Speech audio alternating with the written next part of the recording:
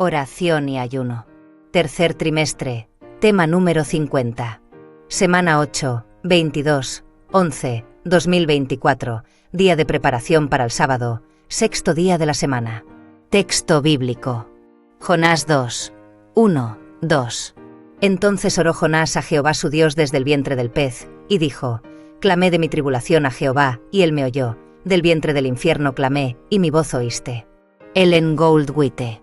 Libro, Profetas y Reyes.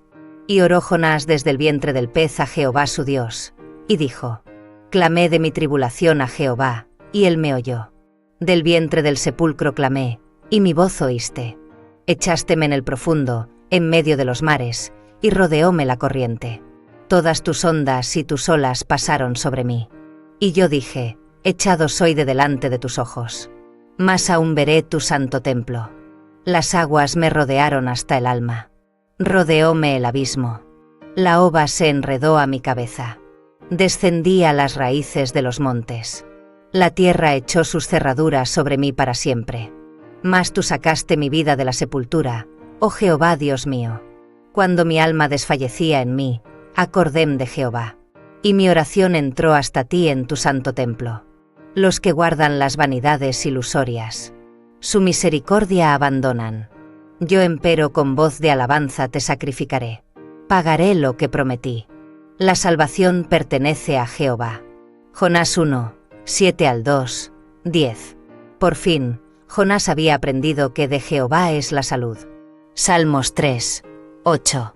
Al arrepentirse y al reconocer la gracia salvadora de Dios, obtuvo la liberación. Jonás fue librado de los peligros del hondo mar y fue arrojado en tierra seca. Una vez más se encargó al siervo de Dios que fuera a dar la advertencia a Nínive. Y fue palabra de Jehová segunda vez a Jonás, diciendo: Levántate, y ve a Nínive, aquella gran ciudad, y publica en ella el pregón que yo te diré. Esta vez no se detuvo a preguntar ni a dudar, sino que obedeció sin vacilar. Levantóse Jonás, y fue a Nínive, conforme a la palabra de Jehová. Jonás 3, 1 al 3. Testimonio 02, 08, 2022 Part 2. Lección vital. Mes 5 en el tiempo del Eterno, mes 8, día 2, del 2022. Muchos son como Jonás, corren en dirección contraria de los dichos del Eterno y se sienten reposados, pensando que todo les irá bien. Luego, les llega el cantazo mortal, y rápidamente claman a Dios por socorro. Es ahí donde el Espíritu Santo les acuerda sus rebeliones para, así, llevarlos al arrepentimiento de las mismas. Por esta razón, no debemos interferir en los procesos de vida individuales, que el Omnisapiente permite a cada hombre mortal que ama y desea corregir, pues allanar el camino al pecador, sin dirección divina, es llevarlo a la perdición y muerte eterna. Jonás huyó, según él, de la presencia de Dios, pero no echó a ver, en su impulsividad y rebeldía, que de Dios nadie puede esconderse. Más aún, corrió osadamente sin prever ni imaginarse que por su conducta errada iba a terminar en el vientre de un enorme pez. Jonás conocía a Dios, sabía de su grande misericordia y por eso declaró a los de la embarcación que toda aquella tempestad era su culpa y que la solución era que lo arrojaran al mar embravecido. ¿Cuánto sobraríamos así ante semejante circunstancia? Su terquedad lo puso en esta posición de riesgo, pero, al ver que no había forma de escapar, no permitió que inocentes pagaran por su culpa. Allí demostró amor por su prójimo y fe en la misericordia de Dios, y esto le fue contado por justicia y testimonio ante aquellos hombres que adoraban dioses paganos que por más que les rogaron que lo salvaran, vieron que, del único que vino salvación fue del único y verdadero Dios, el Dios creador de los cielos y de la tierra, del mar y de todas las fuentes de las aguas. Analicemos el sufrimiento que Jonás vivió desde que fue arrojado por la borda hasta introducirse en el vientre del pez. Debió haber sido agónico. Pero, el verse aún vivo dentro de un pez, fue más terrible aún. Clamó en ruego y súplica ante el Eterno, en humillación, y reconociendo su locura de querer escapar del mandato divino. Allí, éste aceptó su cometido, recibió la misericordia de lo alto y fue llevado a la orilla por mano del Eterno, que dirigió ese pez para vomitarlo allí y para que pudiera emprender su viaje a Nínive, ciudad extensa llena de gran pecado. Allí comenzó a predicar. Y aquella ciudad se arrepintió y volvió a Dios.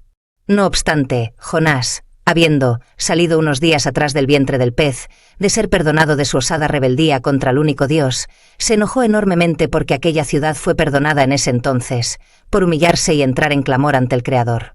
Aquí vemos lo rápido que es el ser humano para olvidarse de las misericordias del Eterno. Nuestra deplorable condición humana no es visualizada por nosotros mismos, ante la gran ceguera espiritual que tenemos.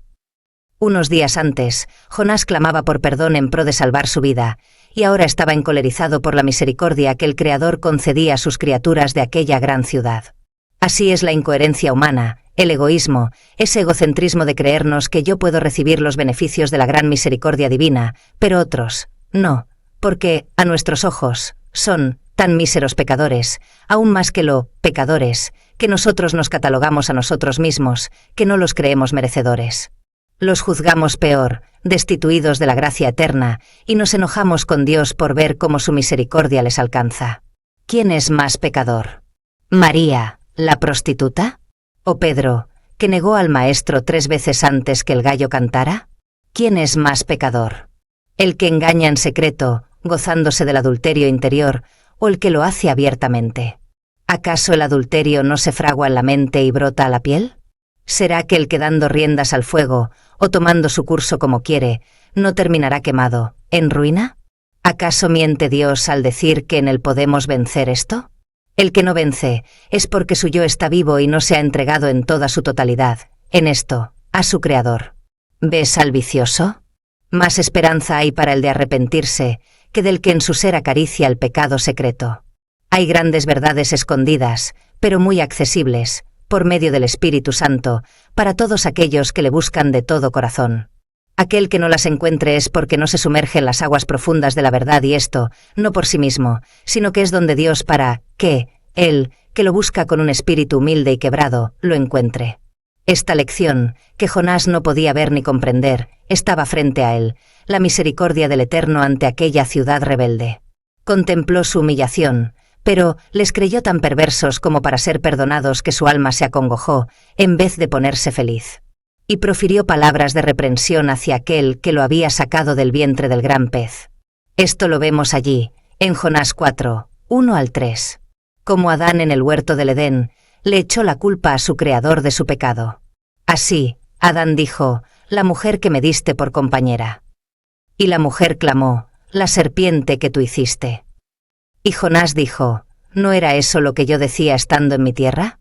Por eso, me precaví de ir a Tarsis, porque yo sé que tú eres Dios clemente y piadoso, tardo en enojarte y de gran misericordia, y te arrepientes del mal.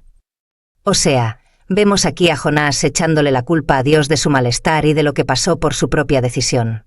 Así es el corazón humano y el razonamiento dañado por el pecado. El Creador, queriendo salvar, y la creación, deseando la desgracia.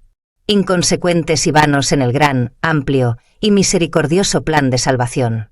Poniendo nuestro criterio por encima del de Dios. Luchando con lo invencible. Así se trata de juzgar a Dios, y de jugar a ser Dios. Y nos volvemos como Satanás, usurpadores del plan de salvación. Miserable la condición humana, que se cree dueña y señora de su Creador. Así es la locura del pecado, que vive enraizado en nuestro ser. Si no padecemos de un mal, y vemos ese mal en otro, lo azotamos en palabras y acciones. Pero, si no tenemos nosotros ese mal, ¿será que no tenemos ningún otro? ¿Será que estamos limpios ante los ojos del Eterno? El ojo escudriñador lo ve todo, hasta el tuétano de nuestros huesos. Por eso ha puesto como requisito sus emblemas frente a su pueblo de esta última generación. Emblemas que cada día de reunión allí, en su santuario, deben verse, estar a nuestra vista, para que reflexionemos a cabalidad lo que estos significan en este tiempo para cada uno de nosotros, puesto que están ahí para que cada uno, individualmente, medite en ellos. Debemos ya saber que el Eterno no habla por hablar, ni manda hacer cosas por hacerlas. No tomemos, pues, sus palabras y ordenanzas a la carrera o como meras sugerencias, pues no nos perderemos por cosas grandes, sino por las pequeñeces que ignoramos, por ser insignificantes a nuestra vista y a nuestro entender. Así, aun a Jonás, ante tales palabras de descortesía que profirió hacia su Creador y Salvador, el Eterno le tuvo compasión. Y, saliendo a buscar sombra hasta ver qué acontecía con aquella ciudad, salió de esta. Y Dios le preparó una calabacera para darle sombra. Esto sí le gustó a Jonás. Se sintió querido, tomado en cuenta, pero también se sintió merecedor. Y ahí estuvo su nefasto error. Como humanos pensamos que merecemos las dádivas celestiales, cuando lo único que merecemos, en nuestra miserable condición pecaminosa, es la muerte. Pero el Eterno, en su amor infinito por nosotros, nos da sus dádivas para dejarnos saber que Él está, ahí, presente en nuestras vidas, como lo prometió.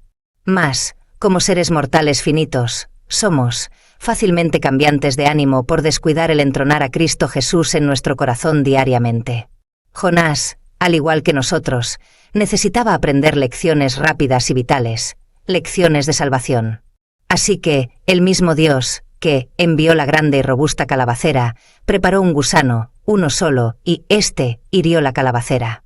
Y, lo que hoy era, al otro día ya era una sombra de lo que fue. Y, al salir el sol, éste hirió a Jonás. Y, ante tan terrible calor, éste exclamó: «Mejor sería para mí la muerte que la vida». Es por esto que, si el yo no muere en nosotros, la voluntad divina, sus lecciones y correcciones, siempre serán nulas en nosotros. Jonás no pensó, ante su egocentrismo, que su enojo estaba puesto en lo que él no hizo, y se deshizo, y no razonó que, el que hizo todo, quería salvar lo suyo propio, pues todo es de él en este vasto mundo. Así que, ante el irracional Jonás, Dios tuvo que hablarle más directo aún. Y lo vemos allí, en Jonás 4, 9 al 11, vemos que allí hay una conversación. Y dijo Dios a Jonás: ¿tanto te enojas por la calabacera? Y respondió: mucho me enojo, hasta la muerte. ¡Ay! ¡Qué misericordioso Dios ante tal egocentrismo humano! Y le siguió hablando a Jonás: tuviste, tú, lástima de la calabacera, en la cual no trabajaste ni tú la hiciste crecer, que en una noche creció y a la otra noche desapareció, y no tendré yo piedad de Nínive, aquella grande ciudad donde hay más de 120,000 personas que no pueden discernir entre su mano derecha y su mano izquierda, y muchos animales? Incomparable la misericordia del Eterno. ¡Qué amor! ¡Qué paciencia! ¡Qué al pendiente está de cada una de sus criaturas! Humanos, animales, plantas. ¡Qué al pendiente está de todo lo que hay en su mundo, que Él creó! Y, como, también, conoce la condición de cada uno. Aquellos de Nínive no sabían discernir su mano izquierda de su mano derecha. Por eso se aplicó allí la misericordia del Señor Eterno. ¿Acaso Dios destruiría al mundo sin que éste sepa su verdad? Analicemos, y dejemos de ser fariseos y legalistas, y aprendamos del Maestro verdadero. El legalista vive preocupado por la aplicación literal de las leyes. No hay nada más legalista que reducir todo conflicto a la interpretación controvertida de una norma. Ejemplo de esto: vive pegado a la regla, como instrumento, pero sin seguir las instrucciones para usar esa regla. El fariseo. Este es un hipócrita. Finge tener una moral, unos sentimientos, unas creencias religiosas que no tiene. Vive en una hipocresía y en un engaño disimulado. Ejemplo: el bien común, lo político religioso juntos, tolerancia a lo malo, descarte de lo bueno cuando no conviene, análisis de cada palabra recibida en busca de ventaja propia. Los saduceos, rivales de los fariseos pero no por eso eran rectos, vivían sometiéndose a los gobiernos extranjeros y adoptando su cultura. Su vida era maleable de acuerdo a su conveniencia. Vivían tras cargos políticos importantes. No aceptaban que Dios interviniera en asuntos del hombre, sino que ellos tenían el control absoluto de sus vidas y de las de otros. Este era el partido político de los sacerdotes judíos aristócratas. Ellos no creían en la resurrección del cuerpo. Juan los llamó, tanto a fariseos como a saduceos, generación de víboras. Ellos, al igual que los fariseos, le hicieron la guerra a Jesús y a sus discípulos. Eran menos que los fariseos, eran más solapados, pero luchaban por obtener el fin que ellos querían, sin aceptar al Mesías. Vivían con la Torá bajo el brazo, con la ley de Moisés, y ayudaron a crucificar al Hijo del Hombre.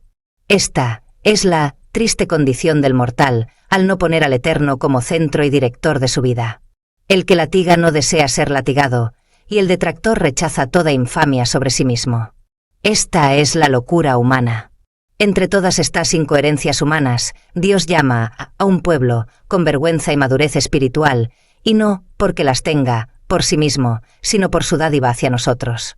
Estamos llamados a tener vergüenza de nuestra terrible condición de pecado mortal y a pedir su perdón una y otra vez en reconocimiento de nuestra degradada condición, para que sólo así, por él, seamos levantados en madurez espiritual. Así, no terminaremos como Jonás, por nuestras rebeliones, echados en el vientre de un pez, o en este caso, echados en el lago de fuego. Jonás fue tan incoherente que, luego de salir de ahí, se puso malcriado con Dios y Dios no se ajustó a sus expectativas de humano finito. Allí, en la historia de Jonás, vemos que su omnisapiencia y su sabiduría van por encima de nosotros. Analicemos estas palabras que el Eterno ha puesto en mi mente para compartirlas con vosotros en esta hora y no seamos rebeldes a la voz del Eterno. Es mi ruego y oración que así sea. Que el Señor nos bendiga. Himnos. 345. Jesús, te necesito. 362. Un día más por Cristo.